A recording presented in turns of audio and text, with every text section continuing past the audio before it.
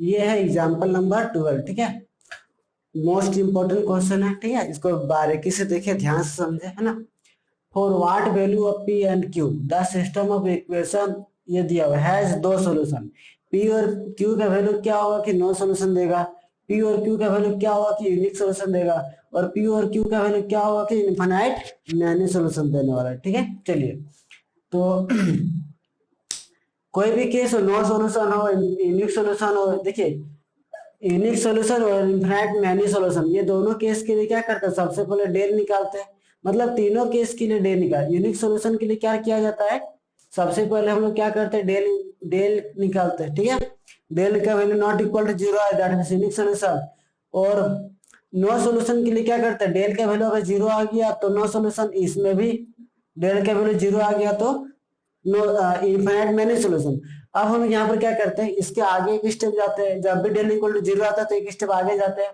ठीक है, वहां पर del one del two del three का वैल्यू निकालते हैं, del one del two del three का वैल्यू निकाल, अगर either of the del non zero, कोई भी इनमें से कोई भी डेल अगर जीरो नहीं आया, ठीक है, दैट मीन्स नो सॉल्यूशन। और यहाँ पर all are zero, all are zero, del one del two del three all are zero, that means infinite many solution देगा। ठीक है, यानी कि ये सब पता करने के लिए हमको del del one del two del three का वैल्यू चाहिए चाहिए चाहिए। ठीक है, तो चलिए हम लोग सबसे पहले क्या करते हैं, डेल से स्टार्ट करते हैं। ठीक है, डेल इक्वल टू जीरो, है ना, क्वेश्चन नंबर 12। तो है ना, इसमें क्या हो रहा है, सबसे पहले डेल चाहिए तो डेल इक्वल टू जीरो लाना, मतलब डेल के वैल्यू चाहिए। ठीक है, हम लोग सबसे पहले डेल का वैल्यू निकाल लेते हैं। तो डेल का वैल्यू क्या हो जाएगा यहाँ पर, 2p6, 2p6 12q, 12q 113, 113 expanding along R1, 2 into pq minus 6 two जा 12। ठीक है, माइनस p क्या हो जाएगा यहाँ पर,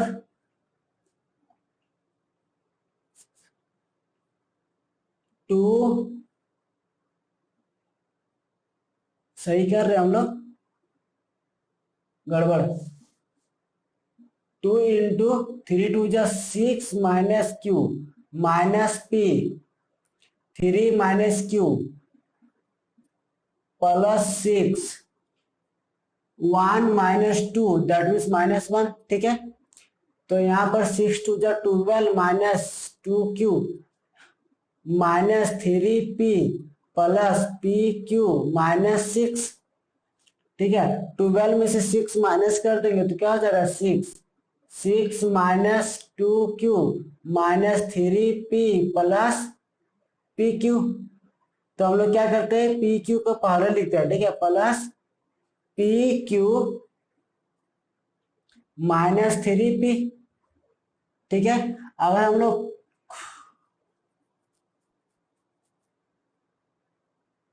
टू को कॉमन ले लेते हैं तो क्या हो जाएगा, 3 minus 2, 3 minus q, 3 minus q, और यहाँ पर p कॉमन ले लेते हैं,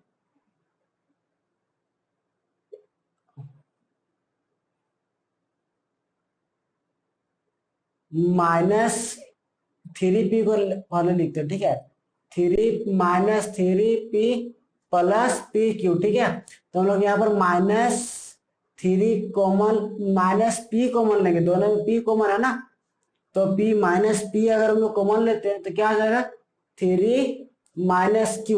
तो यहाँ से 3 माइनस क्यू अगेन कॉमन लेंगे तो 3 माइनस क्यू, और यहाँ पर क्या हो जाएगा, 2 माइनस पी, यानी कि डेल का वैल्यू क्या हो जाएगा, 3 माइनस क्यू 2 माइनस पी। ठीक है, तो इसको हम रिमूव कर देते हैं ताकि हम लोग को स्पेस मिल जाए। चलिए, अब डेल वन में क्या होता है, एक्स वाला वैल्यू को हटाकर कांस्टेंट टर्म, यानी कि 854 p21 6q3। ठीक है ना। अब एक्सपेंडिंग अलॉन्ग वही R1, तो क्या हो जाएगा, 3 टू जा 6 minus Q minus P 15 minus 4q, ठीक है, plus 6, 5 minus 8, 5 minus 8 that means -3, है ना। तो 8 6 जा 48 minus 8q minus 15p minus minus plus 4pq minus 18, ठीक है। अब 48 माइनस 18 दैट मीन्स 20, नहीं 30 minus 15p plus 4pq minus 8q, ठीक है, ऐसा लिख सकते हैं।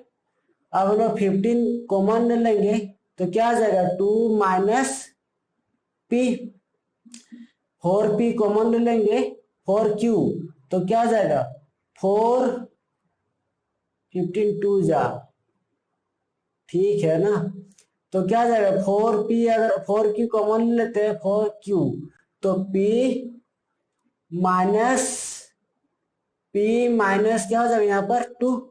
तो हम यहाँ पर देख सकते हैं 2 माइनस p है, तो हम लोग क्या करेंगे -2 कॉमन ले लेंगे तो -4q तो क्या हो जाएगा 2 माइनस p, और यहाँ पर क्या हो जाएगा 15 2 माइनस p। अब 2 माइनस p अगेन कॉमन ले लेंगे तो क्या हो जाएगा 15 माइनस 4q, ठीक है।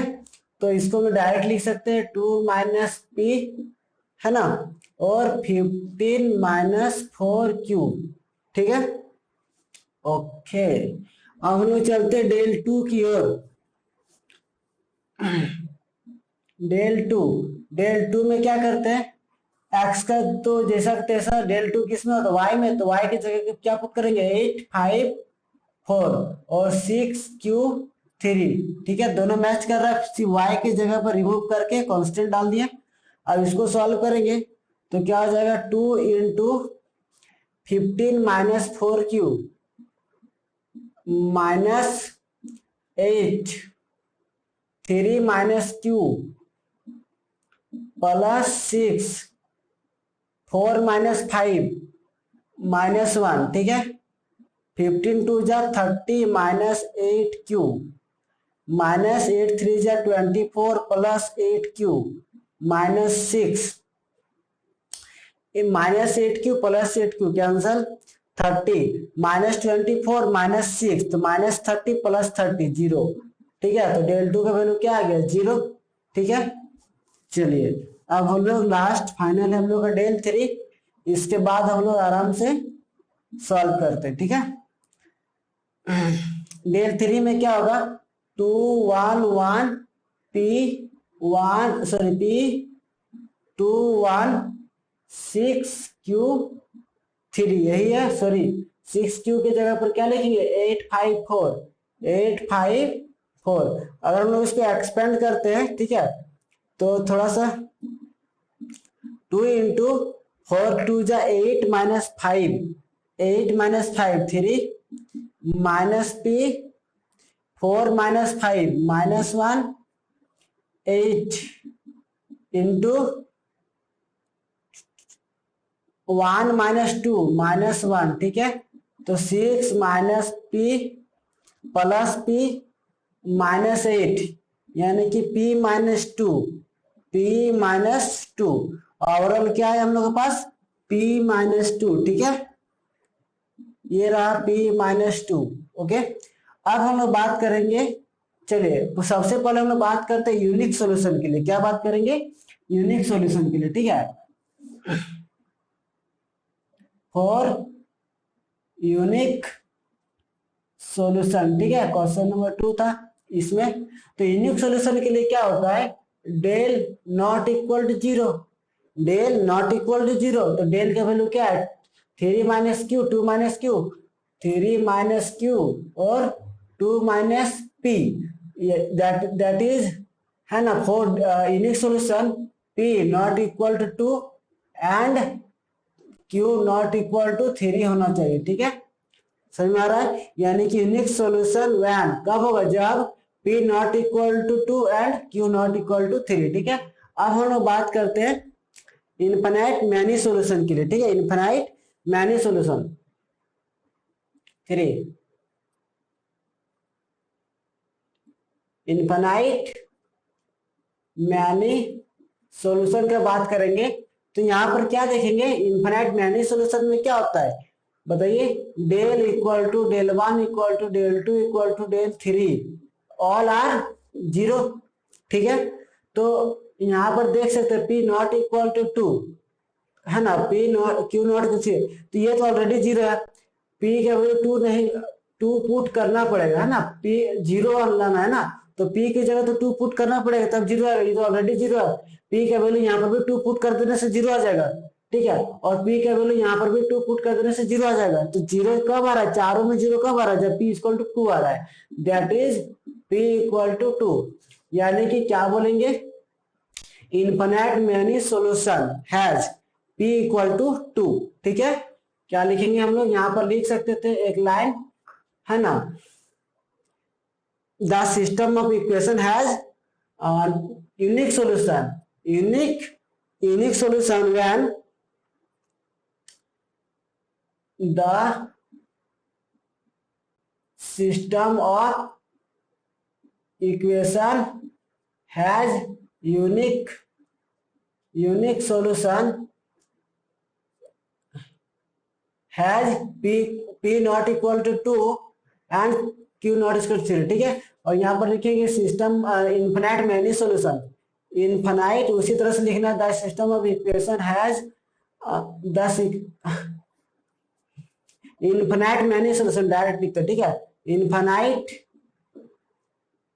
मैनी सॉल्यूशन है ना, व्हेन कब, जब p इक्वल टू 2। ठीक है, अब बात करते हैं नो सॉल्यूशन के लिए, जो कि क्वेश्चन नंबर 1 में पूछा गया था। फॉर नो सॉल्यूशन के लिए बात करेंगे तो क्या हो जाएगा, नो सॉल्यूशन मतलब p का वैल्यू तो 0 होना चाहिए, p का वैल्यू डेल का वैल्यू 0 होना चाहिए, तो डेल का वैल्यू 0 होने के लिए क्या करना पड़ेगा, p के जगह 2 पुट कर सकते हैं। अच्छा, p के जगह 2 पुट कर देंगे। ठीक है, तो क्या लिखेंगे इसमें हम लोग, अगर हम लोग यहाँ पर 0 पुट कर देते हैं, सपोज दैट p के जगह पर 2 पुट करते हैं ना, p के जगह पर 2 पुट करते हैं तो सारा तो 0 हो गया ना, तो नो सॉल्यूशन तो होगा नहीं, नो सॉल्यूशन में क्या होगा, यही सिर्फ 0 होगा, बाकी तो नॉन 0 होना चाहिए, बाकी कोई एक नॉन 0 होना चाहिए, लेकिन 2 पुट कर देने से क्या होगा, सब 0 हो जाएगा, तो p not equal to 0, p not equal to 0। ठीक है, तो हम लोग यहाँ पर लिख लेते हैं ना, क्या लिखेंगे, नो सॉल्यूशन व्हेन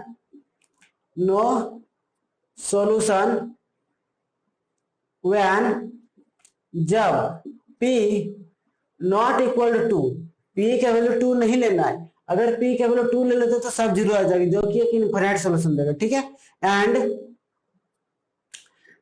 क्या होगा बताइए, अगर हम लोग p का वैल्यू, आप देखिए हाँ, p का वैल्यू 2 नहीं लेंगे तो ये तो नॉन 0 हो जाएगा, ये नॉन 0 हो जाएगा, इसको तो हमको 0 करना है ना, सबसे पहले क्या होता है, फॉर नो सॉल्यूशन में डेल का वैल्यू तो 0 करना पड़ेगा, अगर p का वैल्यू 2 नहीं लेते हैं, p का वैल्यू 2 नहीं लेते हैं तो ये तो नॉट 0 आ गया, ये तो 0, ठीक है कोई बात नहीं, कोई है ना, ये भी तो नॉट 0 आ गया, p का वैल्यू 2 नहीं लेना है। ठीक है, अच्छा ये नॉट 0, ये तो कोई भी एक नॉन 0 आ गया, अब हमको यहाँ पर तो 0 करना है, तो ये इसका काम तो गया, p का वैल्यू 2 नहीं लेना है तो इसका काम तो गया, बचाइए, तो अब 0 लाने के लिए इसमें डिपेंड है, तो यानी कि q इक्वल टू क्या लेंगे, 0। समझ में आ गया, तो ये था हम लोग का पूरा कहानी, तो आप समझ रहे हैं। ठीक है, चलिए अब चलते हैं नेक्स्ट क्वेश्चन की ओर। ये है हम लोग का एक्सरसाइज 8.2 का लास्ट एग्जाम्पल्स। ठीक है, एग्जाम्पल नंबर 13। ठीक है, चलिए इसको सॉल्व करते हैं। इसमें क्या बोल रहा है, क्वेश्चन को बारीकी से समझेंगे। ठीक है, और इससे एक इक्वेशन क्रिएट होगा।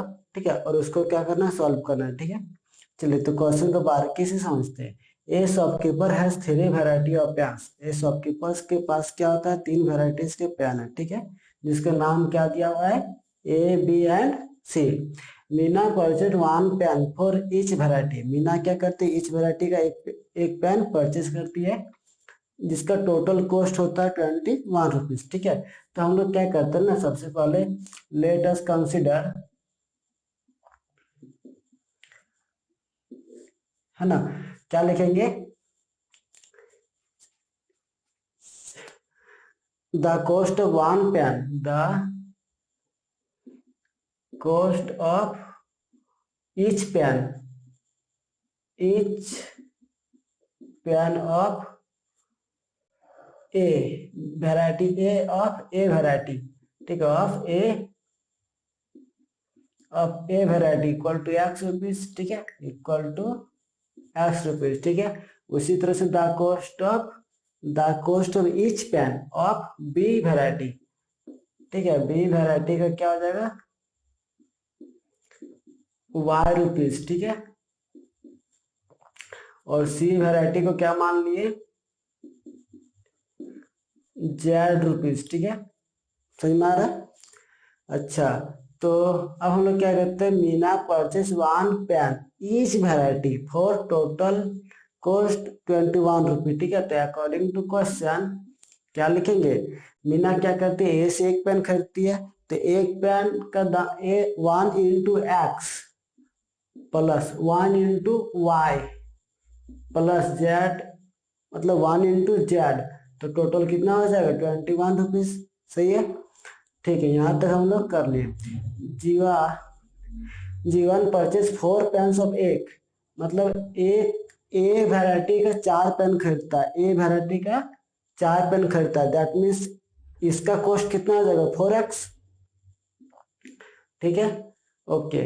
और 3 पेन्स ऑफ बी वैरायटी, तो 3 पेन्स बी वैरायटी खरीदता है, यानी कि इसका कॉस्ट कितना है 3 इंटू वाई, एक कॉस्ट का वाई है तो 3 इंटू वाई, ठीक है, 3y।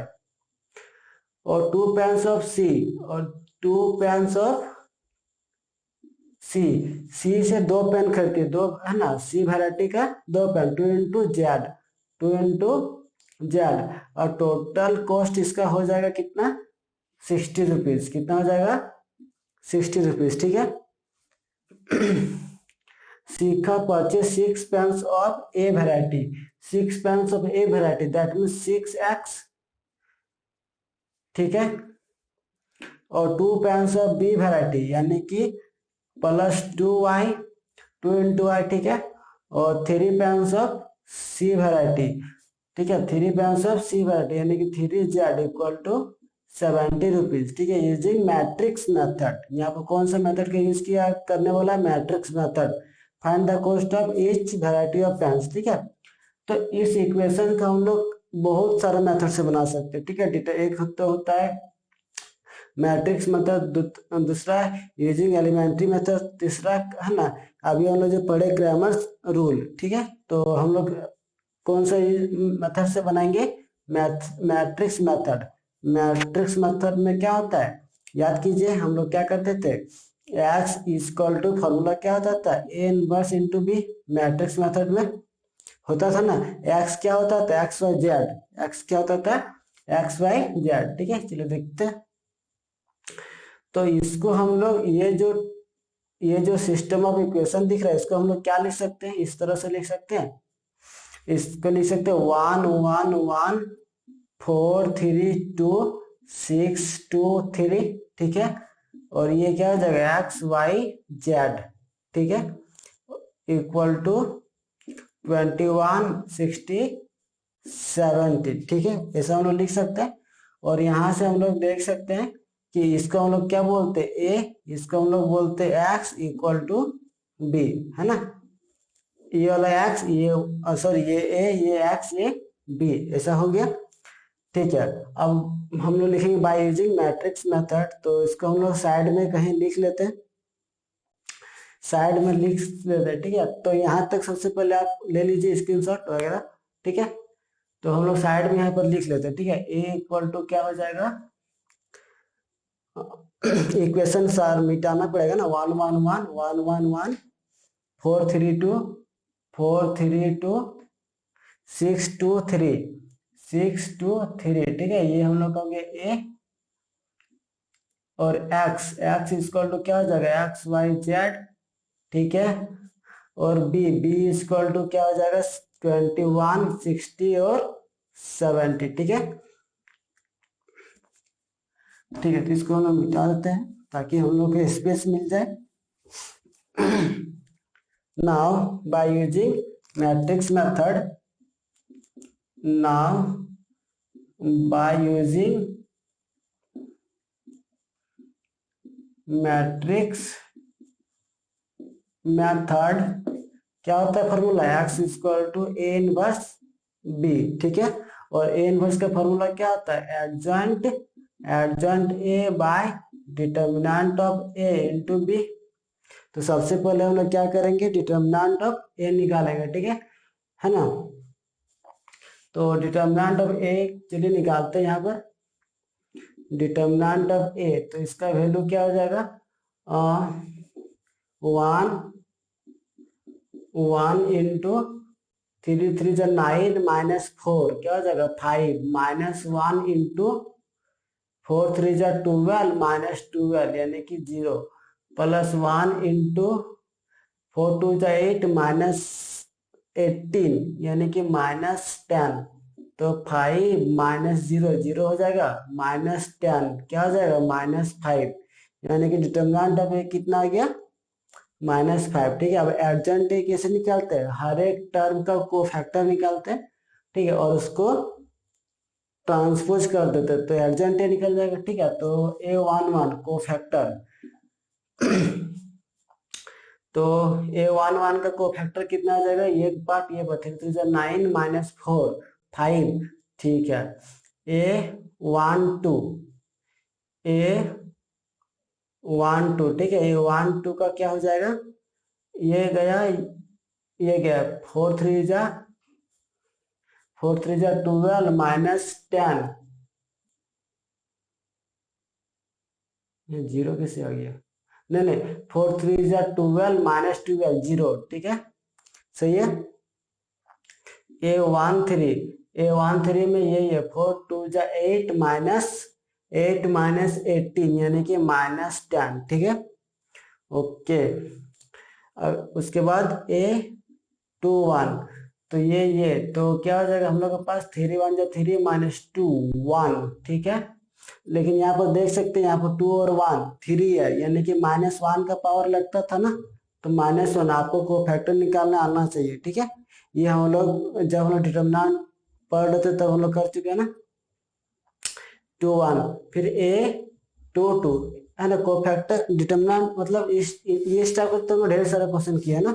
तो 1 2 में क्या होता है -1 का पावर 2 + 2 यानी कि पॉजिटिव ही आएगा, ठीक है। अब इसको सॉल्व करेंगे तो 3 1 जा 3 -6 तो क्या आएगा -3। A23 तो 2 3 में क्या आएगा -1 का पावर 2 + 3 यानी कि 5 नेगेटिव आएगा, तो ठीक है इसको सॉल्व तो करें। 2 1 जा 2 -6 -4 2 -6 -4 और यहाँ माइनस होता है तो क्या हो जाएगा 4, ठीक है ना। ए क्या हो जाएगा 3 1, तो 3 1 में हमको क्या दिख रहा है 3 1 -1 के पावर 3 + 1 4 तो पॉजिटिव होगा, तो ये 2 -3 -1 क्या हो जाएगा -1। A32 -1 के पावर 5 तो माइनस हो जाएगा, तो ठीक है 2 -4 -2 और यहाँ पर माइनस तो 2 आ जाएगा, ठीक है। और A33 तो 3 3 कटिए तो यहाँ तो -1 के पावर 6 यानी कि 1 3 -4 यानी कि -1, ठीक है। ये हम लोग एडजॉइंट ए निकालेंगे तो क्या हो जाएगा, एडजॉइंट ए में क्या होता है इसका ट्रांसपोज 5 0, यहाँ पर क्या हो जाएगा 5 0, इसका ट्रांसपोज करेंगे A11 A12 A13। अगर हम लोग इसको अरेंजमेंटिंग बैठाएंगे तो A11 A12 A13 A21 A22 A23 A31 32 33। अब इसका ट्रांसपोज करेंगे तो क्या हो जाएगा A11 A12 A13 A21 2 2 3 31 32 33, ठीक है। तो क्या हो जाएगा 5 0 -10 -1 -3 4 -1 2 -1, ठीक है ना। ये आ गया हम लोग को ट्रांसपोज एडजॉइंट ए, ठीक है। इसको पुट कर देते हैं तो यहाँ पर इसका वैल्यू क्या था, इसका वैल्यू ये है 5 -1 -1 0 -3 2 -10 4 -1 और b का वैल्यू हम लोग को दिया हुआ है कितना 21 60 70 और ये 1 -5 है ना, डिटरमिनेंट ऑफ -5 था। तो ठीक है, अब हम लोग क्या करेंगे, इसको सॉल्व करेंगे, है ना। इसको इससे यहाँ पर x था तो x की जगह क्या लिख सकते हैं, एक्स वाई जेड, ये लिख सकते हैं एक्स वाई जेड, ठीक है। अब इसको इनटू करेंगे तो क्या आ जाएगा, इसको इससे मल्टीप्लाई करेंगे ना तो 5 को 21 से 5 1 जा 5 5 2 जा 10 5 1 जा 5 5 2 जा 10 यानी कि 105 -1 को 60 के साथ तो -60 हो जाएगा, ठीक है, और ये -70 हो जाएगा, ठीक है। तो यहाँ पर हम लोग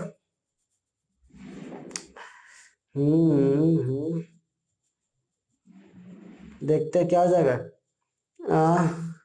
-130 में से अगर हम लोग माइनस कर देंगे 5 तो 25 -25 तो यहाँ पर क्या आ जाएगा, डायरेक्ट कर रहे हैं, ठीक है, -25 आ जाएगा। 0 इंटू समथिंग 0 6 3 जा -80 180, ठीक है, और 7 2 जा 14 ओके, 7 2 जा 14 0 तो यहाँ पर क्या आ जाएगा हम लोग के पास -40, ये हम लोग का -40, ठीक है।